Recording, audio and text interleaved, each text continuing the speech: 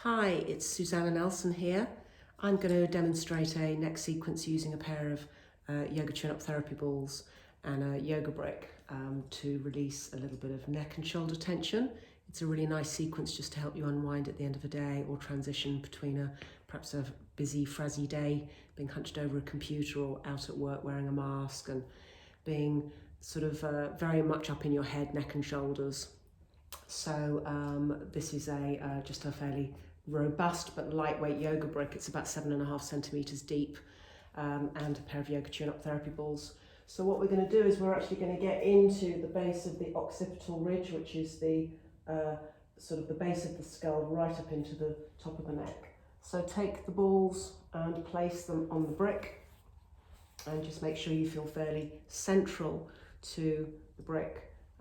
You can lie semi-supine just to release the pelvis, or you can have your legs long.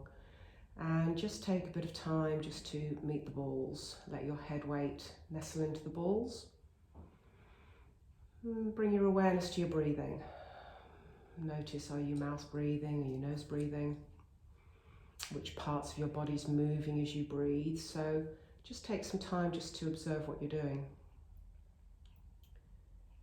And then what we do is we allow ourselves to really just become present. Again, notice the breath, notice how we're feeling. And then if we have an option to actually breathe in and out through the nose, then that becomes more of a down-regulatory breathing practice. And also we want to see if we can breathe into the rib cage using the diaphragm to draw the diaphragm down. The belly's going to stick up a little bit, so that you're drawing more air into the lower part of the lungs. So the diaphragm's the main respiratory breathing muscle, obviously, as well as the sort of the rib cage and intercostals. But most of us are often over breathing up here, using a lot of upper chest, so we're going, so belly goes in, chest rises up, and certainly if we're wearing masks a lot. So just settle in to notice how you're breathing. And can you feel the weight of your head on the balls? So head weighs about 12 pounds, something like that. I was going to say it depends on how intelligent you are. I probably feel like my brain weighs about 6 pounds. No, I jest, but anyway. So notice how heavy your head weight is.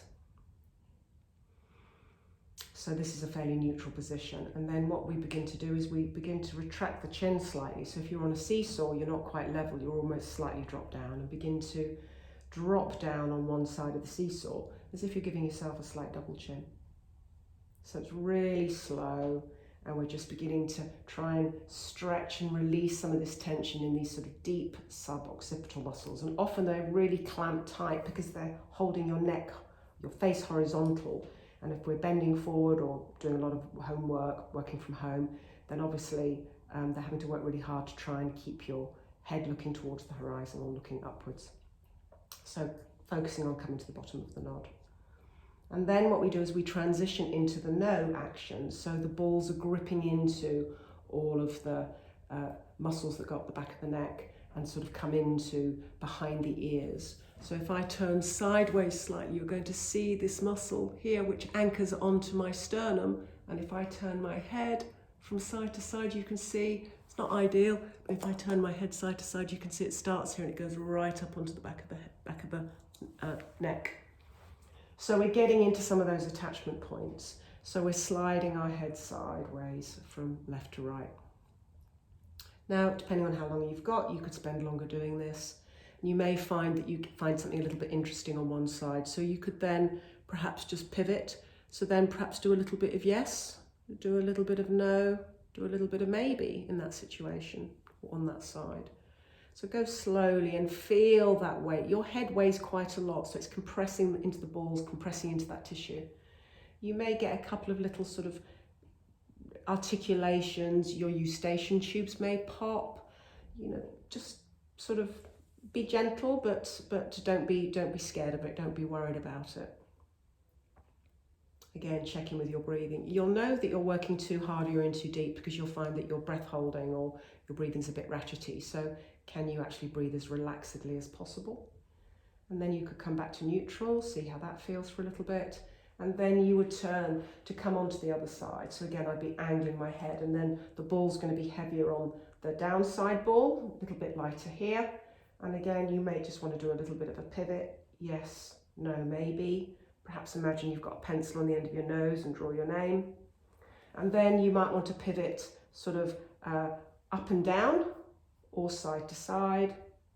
Again, so that you're imagining you're trying to shorten your ear up. Imagine you're on an old-fashioned phone like this. So again, you're just trying to mobilize, get into some of this soft tissue. Now you do also have the option to take the balls a little bit higher, so they're right into the back of the skull. Again, get your hair out of the way, and again, you can do a little bit of a pivot side to side. So you're right into the back of the skull. Find some nice spots into here. There's quite a lot more you can do in terms of coming further down the neck, but this is a really nice down regulatory sequence. It helps us soften into our parasympathetic nervous system response, helps us connect to our breathing, and as soon as we're sort of supine or lying down, then also it induces a little bit more of the relaxation response. So you may want to perhaps count breaths, perhaps do 20 neutral, 20 yes, 20 no, 20 neutral, or 30, or whatever, however long you've got. But when you get ready to come off the balls, don't lead with your head. So don't jut your jaw forward and lead with your head. We're very head dominant. So literally just retract the chin, slide the balls out, the brick out, again, come back to lying. Let your shoulders settle. You can put your hands on your tummy perhaps and just allow yourself just to feel your breath expanding upwards, sideways, round the back. Can you imagine you're breathing around the whole of this canister into all of the edges? Again, you can have your knees up, or you might want to lengthen your legs. Again, just to come out in Shavasana, perhaps draw your thumb and first finger together. Bring your awareness to the pulse of your circulatory system in your finger and thumb. You may find yourself involuntary, just sort of sighing or relaxing. Ideally breathing in and out through the nose. Nose breathing's a little bit more parasympathetic, influences the nervous system a little bit more rather than stressed breathing response, which is often mouth breathing.